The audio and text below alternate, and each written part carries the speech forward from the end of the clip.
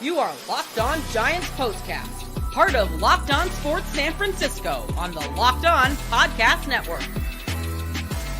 Your team every day.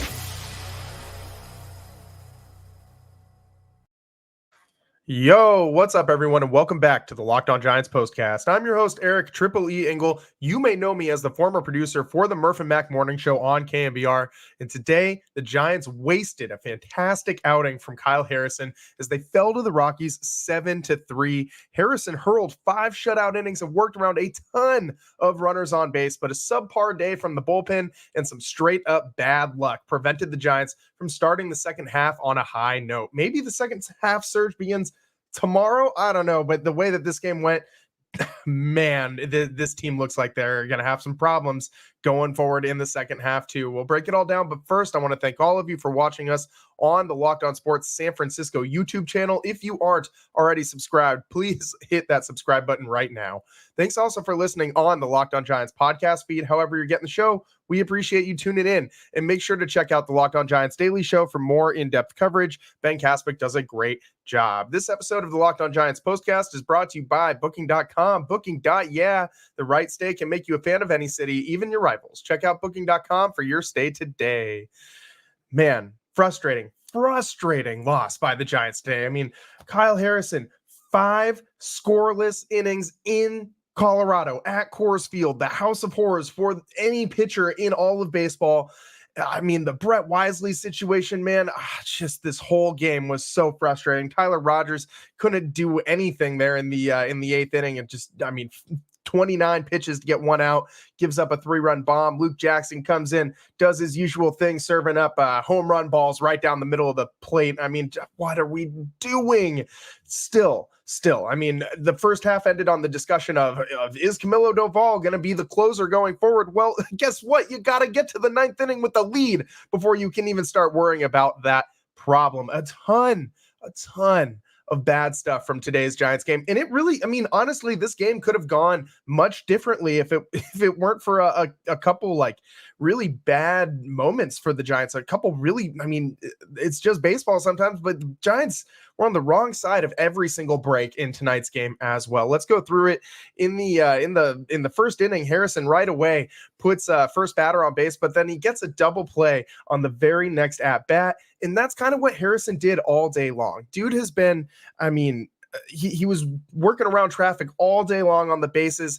He had 4 walks. He hit a guy, but he only gave up 1 hit. So Harrison was, I would say, a little bit effectively wild today at the plate. He didn't have too many huge misses, which we've talked about he needs to cut down on. And he pitched a pretty solid game. I mean, the Giants did take an early lead after Harrison was pitching around this trouble in the top of the second, a 2-out double for Matt Chapman. Then Mike Yastrzemski draws a walk, and a Thairo Estrada low line drive to left field. The Rockies left fielder dove for it and missed. The ball rolled all the way to the wall. I thought Thairo had a shot to score on the play and get a little league home run, but instead stops at third. Giants take a 2-0 lead. They aren't able to get Thairo in from third in that inning as well before it ends. Then in the top of the third, the Giants get another run after Soler leadoff single, a Wade Jr. double off the left field wall, and then a Pat Bailey grounder to second base scored Soler. That gave the Giants a 3-0 lead.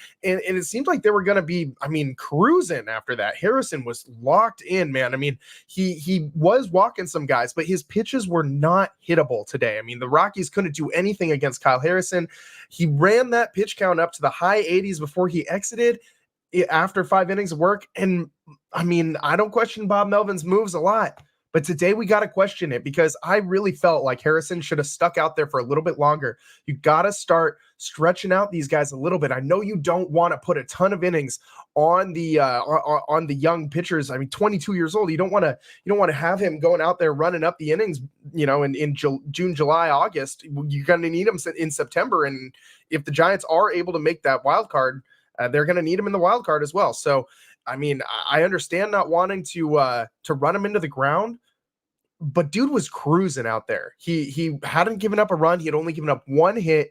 I mean, he wasn't showing signs of a lot of hard hit balls. Like, yeah, he was having a hard time controlling where his pitches were going, but that's kind of what we normally see from Kyle Harrison anyways.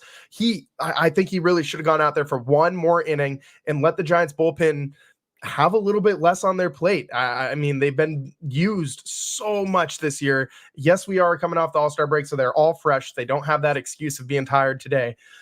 But still, you got the guy rolling on the mound. You go with him. You leave him out there. You let him keep doing his thing. Instead, Bob Melvin goes to the bullpen, and it got bad really fast. Randy Rodriguez comes in, and after, like I said, Kyle Harrison's final stat line, 5 innings pitched, 1 hit, no earned runs, 6 strikeouts, evident that nobody could hit anything he was throwing, and 4 walks in the 1 hit by pitch. So 5 free passes is not good. But if you're able to pitch around that, obviously you got something working for you. So it builds on his last start for Harrison, but for the Giants, it just went south from there. Randy Rodriguez comes in, hits Elias Diaz with 2 outs, but Diaz says it hit his bat. The ump said it didn't. This was one of those could have gone either way moments. The ump said it didn't, and you got the player sitting there saying it hit my bat. And it's an 0-2 count, and he just tells him, go take your base. The Giants challenge, they lose the challenge. That was a very confusing moment. I've never seen a guy tell an ump, no, that hit my bat, and the ump still tell him, oh, no, go ahead and take your base. Like, that was a very, very weird moment in Colorado today. Then Brenton Doyle comes up and smashes a 2-run home run. The Giants still had a 1-run lead there. They in the 7th inning, they had some more bad luck, man. I mean, they wisely leadoff single, 2 strikeouts, back-to-back strikeouts by the Giants, puts Ramos up with 2 down, and he drills a double down the left field line. And for whatever reason, Wisely doesn't score on the play. I don't know why he was held up at third there. I think you've got to send him in a close game like that, especially when the rest of this lineup hasn't really been doing a whole lot. Pat Bailey then drew a walk, and with the bases loaded and 2 outs, Michael Conforto comes up, and this guy bases loaded, 2 outs. Conforto comes up and watches strike 3 with a full count. You can't be up there looking with a full count and runners on all the bases, ducks on the pond in a tie game in the 7th inning. You got to swing the bat on that pitch. It was paint. It was high and away. It was a good pitch, but if it's close, you're swinging. I mean, Conforto has been so inconsistent all year long. Every time that he starts to do something that makes me want to believe, he does something like this. And that's been what the Giants have done all season long from top to bottom on this roster. In the 7th inning, in the bottom of the 7th, Ryan Walker comes in. And Jake Cave, I mean, as if we need more Giants killers in Colorado. Jake Cave comes up and hits a pinch hit leadoff double. Conforto then makes a good play on a deep fly ball in the gap. Runner tags and gets to third. Then Tovar hits one to Chapman. Tough play as Chapman ranged to his left in the shortstop / third base hole. Snares the grounder, spins, throws to first, but clips his foot. As he's trying to spin around, his cleat kind of just caught the dirt just a little bit, and it was enough to put off the throw just enough to first base. I mean, that throw from Chapman, he's normally just rifling it over to first. This ball was offline. It was in the dirt. It was, not even really that close to being a good throw to Lamont Wade Jr. He couldn't handle it at first. Ball kicks away and a run scores. 3-3 tied game. Then back-to-back walks load the bases. Really stressful moment for Ryan Walker, but gets out of it with a ground ball to Matt Chapman. Exits the inning with the game still tied. And then in the bottom of the 8th, a bouncer back up the middle. This is where it really got bad for the Giants. Tyler Rogers gets the very tip of his glove on it after skying for the ball off the mound. I mean, he was really close to snaring that one in. Instead, slows the ball down just enough so that the infield can't make a play on it. If he didn't touch it, that's probably an out. And I understand why he did it. It's just reactionary. But if he lets that one go, probably an out. Then a double to the corner puts runners at second and third with nobody out. And here comes Jake Cave again, a 3-run bomb, a no-doubter, 410 feet. The Giants outfielders didn't even move. They just watched it sail over the fence. So, this one, no doubt about it. And Rogers, as I said, not sharp. 29 pitches to get 1 out in the inning in a super crucial moment of this game. Rogers has been pretty sharp all year, though, so we'll give him a pass on this one. It's Coors Field. It's a tough place to pitch. It's a first game back from the All-Star break. Maybe he just needs to find the rhythm out there on the mound or something. Just a frustrating loss, man. Frustrating loss. Then, just for good measure, Luke Jackson comes in, throws a hanging slider right down the middle of the plate. I mean, what else should we expect from this guy? I mean, he's as I say, every time I see this guy come into the game, I just think I should be at Original Joe's. This guy should be serving me meatballs on a platter, and not pitching for the San Francisco Giants. I mean, at least they didn't put him in a close one this time. This game felt out of reach at that point. Yes, it was only a 3-run lead at Coors Field. The Giants offense was sputtering by this point in the game. And, if Luke Jackson's the last guy out of the pen, we'll live with it. But you cannot convince me that the Giants don't have a better option than Luke Jackson in the organization right now. You look down at all the arms that they got in AAA. You can't tell me that one of those guys wouldn't give the Giants a better chance to win these games than Luke Jackson does. So, I mean, I'm so incredibly tired of watching this guy throw hanging sliders right down the middle of the plate. If you need someone to go out there when you're losing and make it worse and give up some home run pitches, I'm available, man. The Giants can sign me and I can go out there and give up a home run or two every single time on the mound, guaranteed. You want to pay me the league minimum to do that? Sign me up, because, I mean, you'll at least save some money on Luke Jackson. You'll get the same results. So this has been so incredibly frustrating watching this guy this season. The Rockies then took a 7-3 lead after those 4 runs in the bottom of the 8th, and the Giants couldn't do anything in the 9th inning. Ends with the same score, 7-3. Giants sputtering out of the first half. There was a huge play earlier in this one in the 4th inning, the Brett Wisely play, which I'm sure we'll all be talking about later on. But man, oh man, we're gonna have to talk about this one on the other side. We got to break this one down. This one play kind of warrants its own breakdown for a while. Just this one play, it was wild. The ball hit the base and the ump in the same play, and it cost the Giants big time in this one. We'll break it down on the other side. Stick with us on the Locked On Giants postcast. I'm your host, Eric Triple E Engel. We'll be right back. This episode of the Locked On Giants postcast is brought to you by Booking.com. Booking.yeah. With summer travel heating up, especially travel for baseball games, it's time to explore those U.S. cities you always secretly wanted to learn more about. Yes, we're talking about your rival cities. With hotels, bed and breakfast, vacation rentals, resorts, and so much more on Booking.com, you might just find your perfect stay even in your baseball rival city. Oracle Park is amazing. You guys don't need me to tell you that, but sometimes you got to check out other parks. Remind ourselves how great Oracle really is. Coors Field, Giants are out there right now. You trying to go do some mountain stuff out in Denver? I mean, the Rockies are just beautiful this time of year. A little warm, but tons and tons and tons of stuff to do out in Colorado, in Denver area this time of year. Maybe make your way on out there this weekend if you don't got anything else to do. And maybe if that giant tech outage is fixed and you can get on an airplane again, head on out to Denver. Go get Rockies Giants before the end of this series. It's a nice time. I've been to Coors. It's a good time out, from hotels that overlook stadiums to family-friendly resorts. Booking.com has so many choices across the U.S. for your summer travel this MLB season. The right stay can make you a fan of any U.S. city, even your rivals. Book today on Booking.com, on the site, or in the Booking.com app.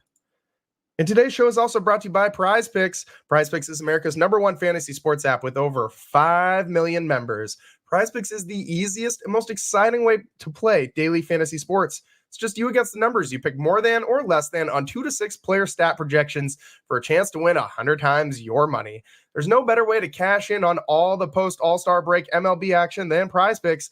Add your favorite players from the diamond to your Prize Picks lineups all season long, whether it's strikeouts, RBIs, or first inning runs. Take your pick of more or less and add them to your Prize Picks lineup today.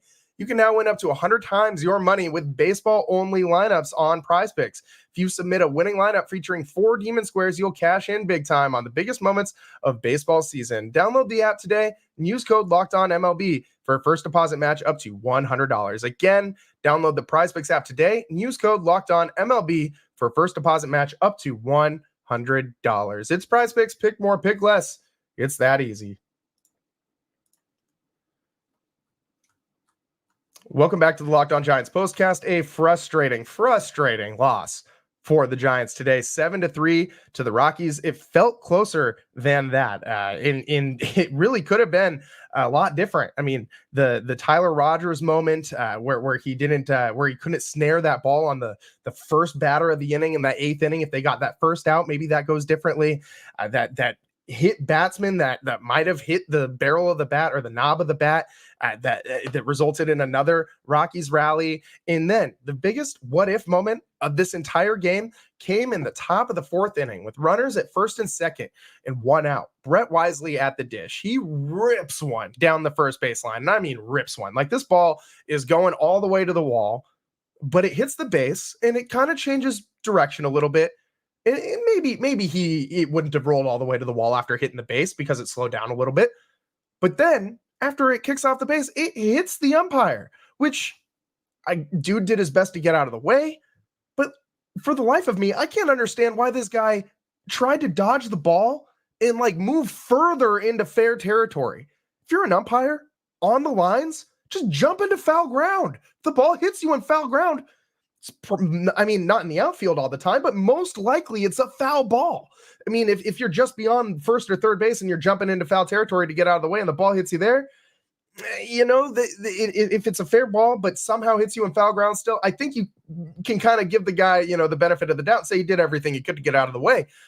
I don't know if this guy did everything he could to get out of the way of the ball. After it kicks off the base, it hits this dude like in his torso. Like, he tried to do like a little pirouette thing, like he threw his arms up in the air, tried to get skinny, but like, dude, come on, man. Like that was just bad. Like so it hits the umpire, the ball rolls back to the first baseman, doesn't give the Giants any kind of benefit at all. It doesn't like kick out in a weird way. No, it hits the ump and like stops dead in its tracks. And instead of going into right field, goes back the other way into the infield. First baseman picks it up, steps on first base. Brett Wisely, by the way, definitely could have beat that ball out if he thought that was what he had to do out of the box. He was thinking 2 out of the box. So he was starting to round first base. His path to the base changed. He wasn't trying to run through it. He was trying to take a turn. So he was a little slower to first base than he would have been if he just tried to run through the bag. That's why he was still a really close play once he realized what was happening. He tried to just get down the line. But nonetheless, he's out at first. And that changes things because runners were at first and second, as I said, and maybe for sure, one of those runs scored. Guaranteed that runner on second scores. Runner on first could have scored on that play too. We don't know how that would have shaken up if the right fielder bobbles that ball at all, if it gets stuck in the wall, if it takes a weird hop.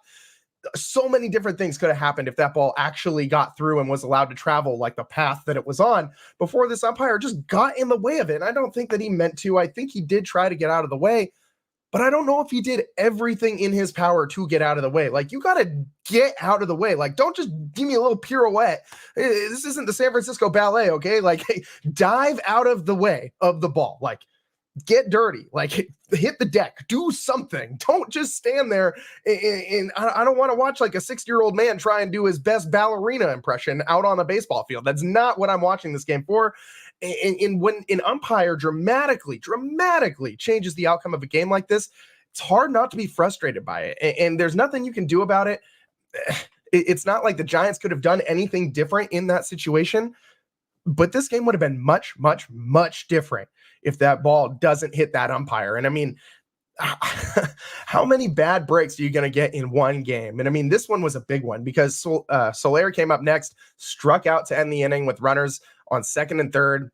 Should have been 1 run in with 1 out and 2 on.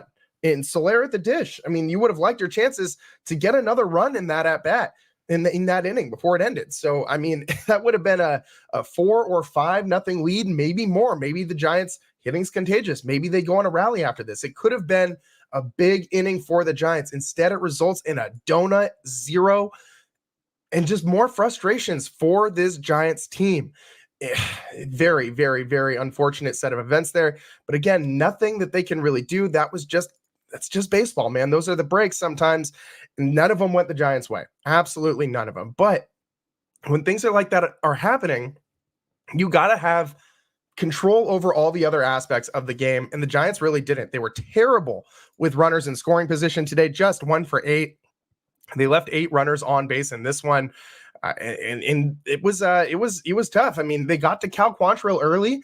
Cal Quantrill, by the way, who started for the Rockies tonight. This guy, his career against the Giants, he's got a 3-0 record, 2.73 ERA and 17 strikeouts. This guy is about as average gets. When you go look up his StatCast page, everything is just very average, very mediocre.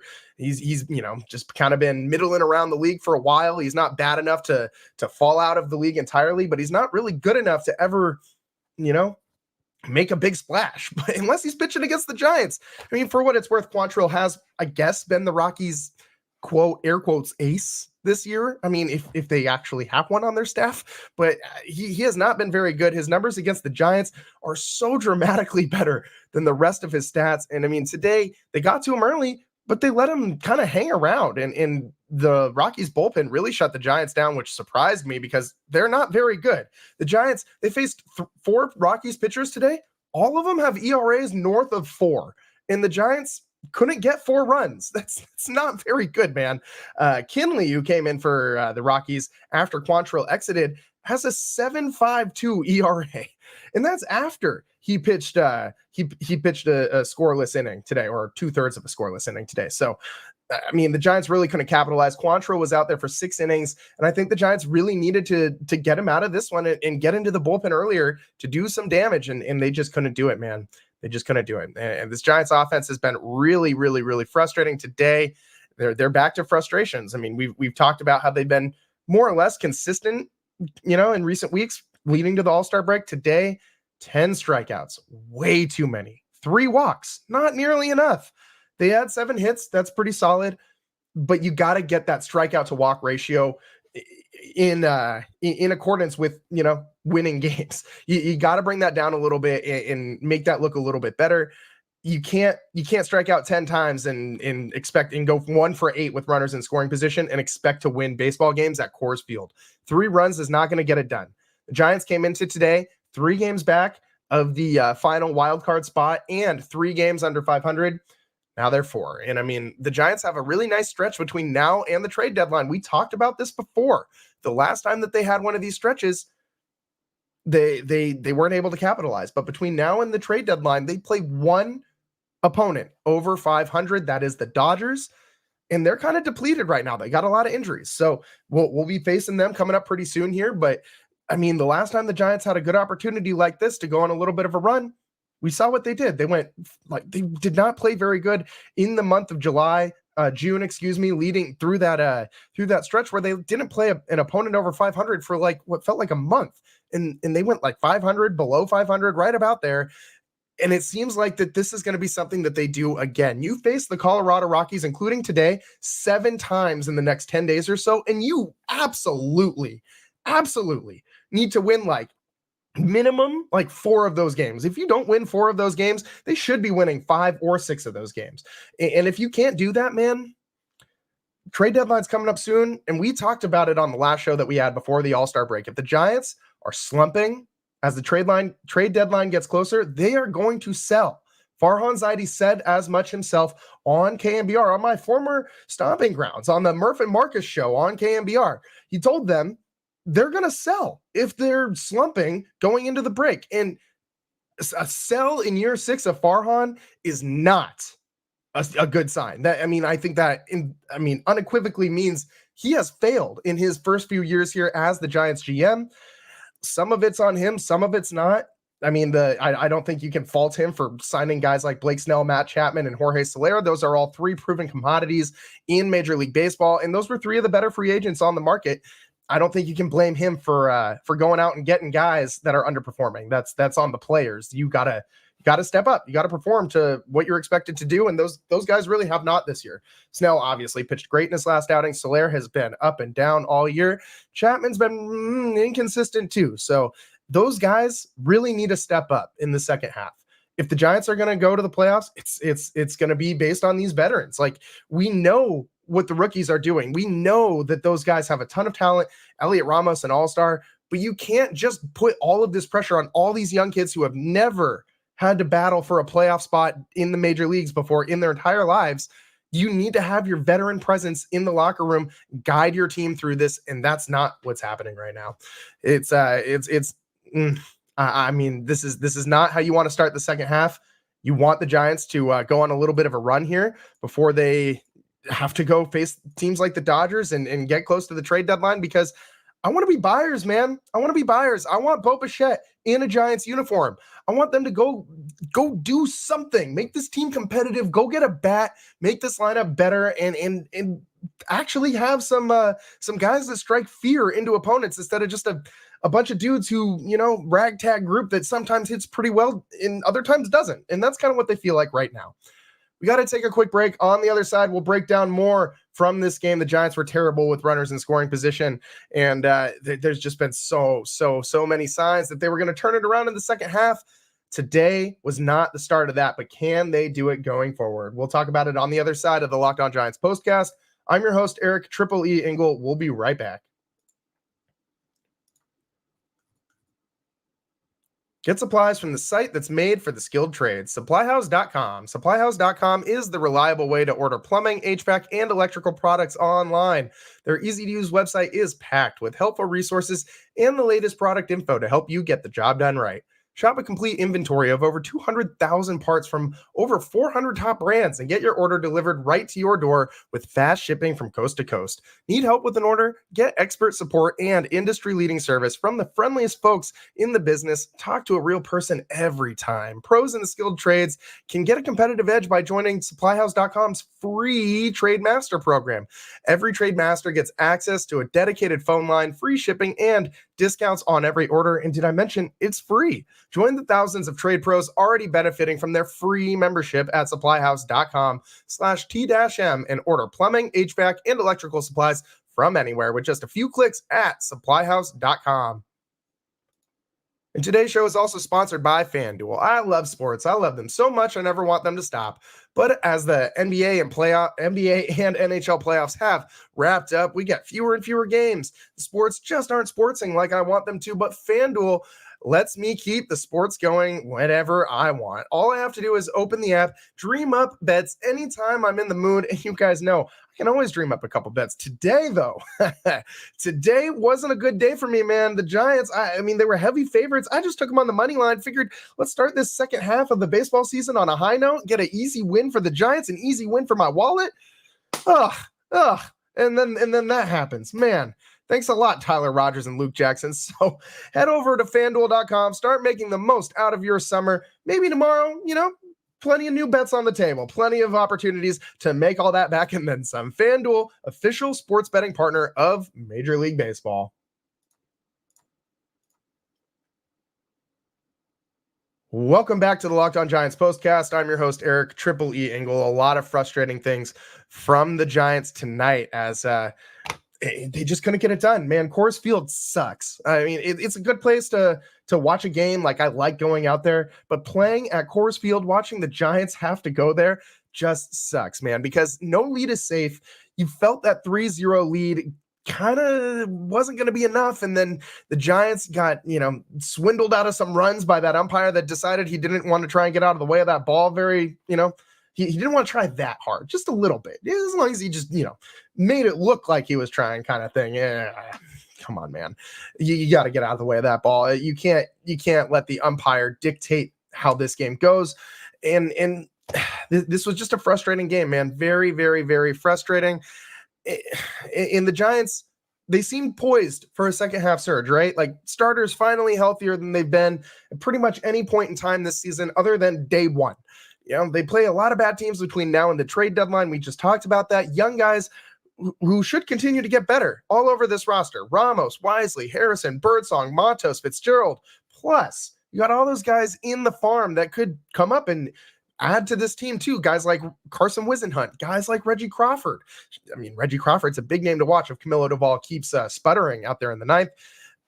But I still think that they needed to add a bat. I mean, we just mentioned Bo Bichette. If you haven't yet, go check out Ben Kaspik's show he just put out today about Bo Bichette. I am a big proponent of trying to bring this guy here. I like proven commodities over prospects. I mean, if you told me the cost for Bo Bichette is like a Marco Luciano and like a Landon Roop or like a Mason Black, or anybody that's in the minor league, Randy Rodriguez even, like, sure, do it.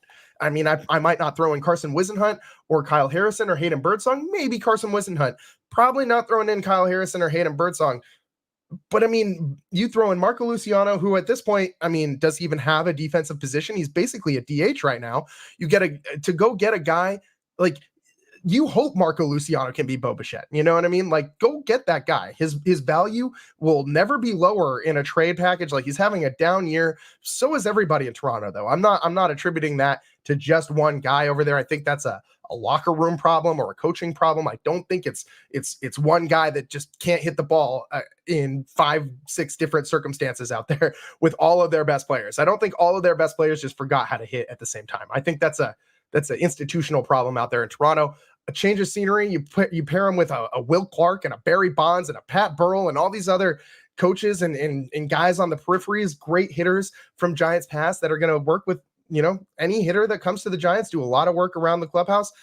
I think that's pretty enticing. I think that's going to help out any guy who's slumping. So I'm a big proponent of going to get Bo Bichette. For more on this, go check out Ben's show that he did earlier today.